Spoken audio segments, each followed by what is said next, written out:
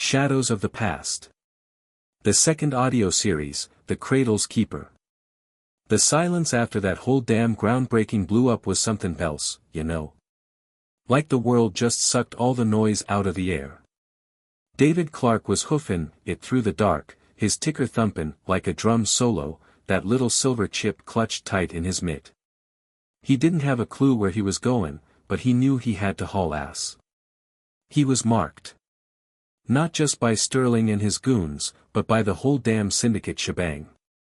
First thing that popped into his head was Mark Williams.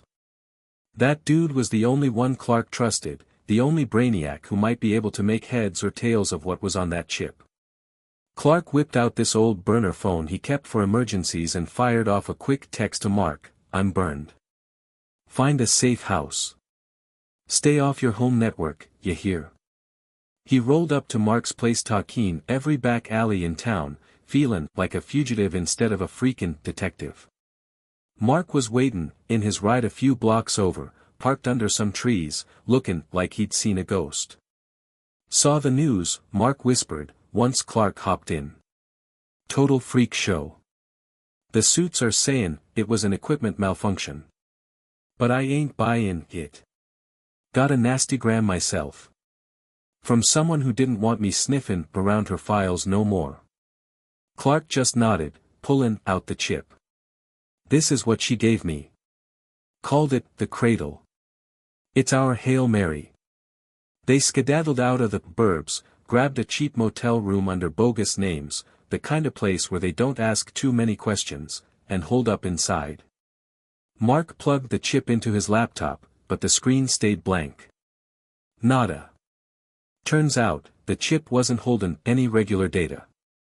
It was more like a damn key. "Heavy-duty encryption," Mark explained, running his fingers over the cold metal. "Ain't nothing readable here. Looks like it's just a lock. Opens the door to something else." Clarke's brain was churning. Sarah said the chip was her insurance.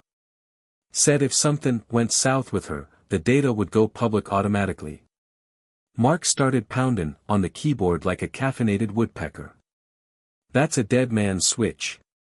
If she doesn't check in within a certain time frame, or if her heartbeat flatlines, or if her location gets pinpointed, the chip fires off an encrypted code that dumps the whole shebang online." "She wanted us to step in," Clarke said, his voice barely a whisper. "Wanted us to save her kids, protect them from the Syndicate. She was counting on us to find her." Mark nodded slowly. "That's part of the play, too. There's another element on this chip. It's got a homing beacon. Leads us to her stash. Where she can be found."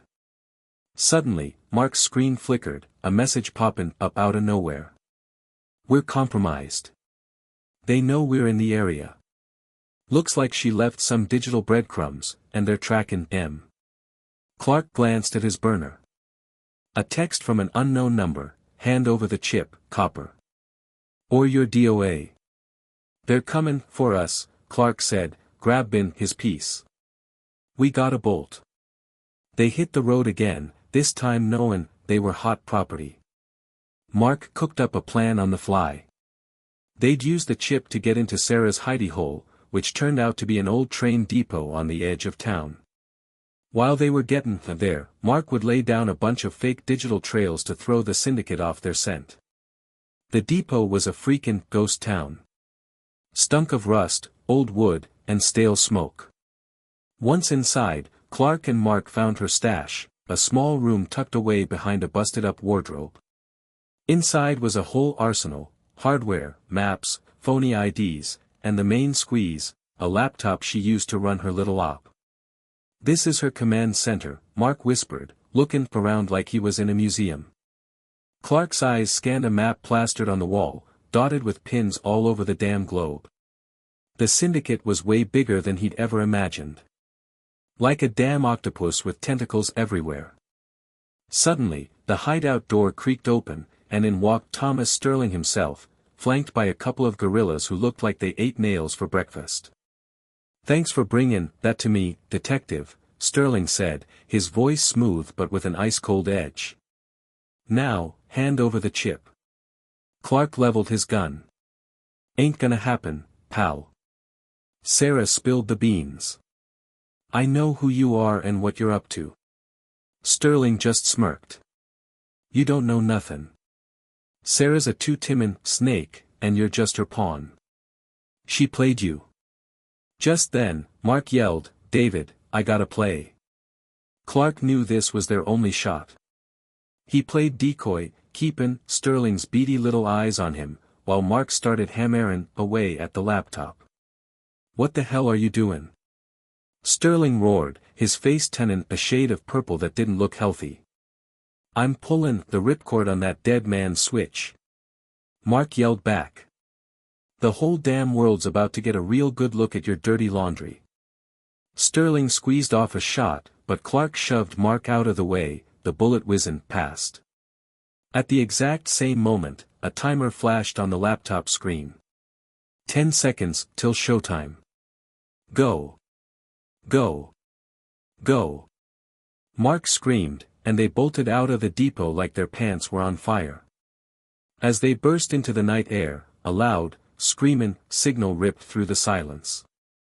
Every cell phone, every computer, every damn TV screen in a mile radius suddenly flickered to life, displaying the goods from the chip, names, account numbers, encrypted documents spillin' out like a busted piñata. It's done, Mark breathed, looking like he was about to pass out. She did it. Suddenly, Clark heard a voice right behind him. Did you really think it was over? Clark whirled around, his blood running colder than a deep-sea diver's butt. Standing there, looking as cool as a cucumber, was Sarah Miller. Alive and kickin'. And she was holding a gun. Pointed right at him. You helped me, David. You were part of my little show, Sarah said, her voice flat, devoid of any emotion.